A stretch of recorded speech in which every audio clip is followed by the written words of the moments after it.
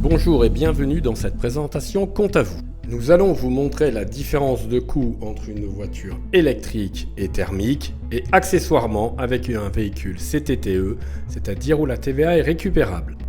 Ce différentiel de coût est présenté sur une matrice Excel disponible sur Compte à vous plus dans les articles.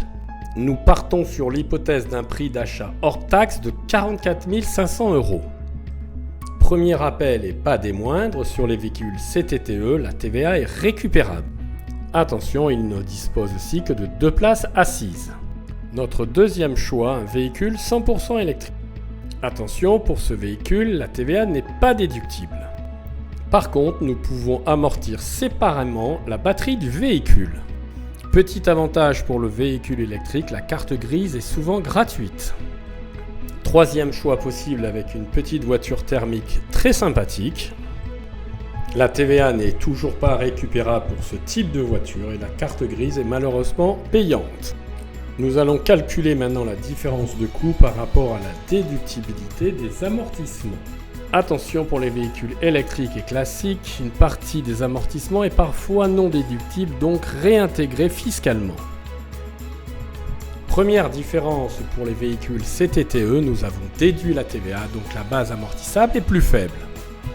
L'astuce pour les véhicules électriques consiste à séparer la batterie du véhicule. La base des deux composants est identique, 43 800 plus 9 600 est bien égal à 53 400. Avantage non négligeable, seul le prix du véhicule, donc dans notre cas les 43 800, seront limités par la déductibilité à 30 000 €. Les véhicules classiques sont limités dans leur amortissement par rapport à leur émission de CO2.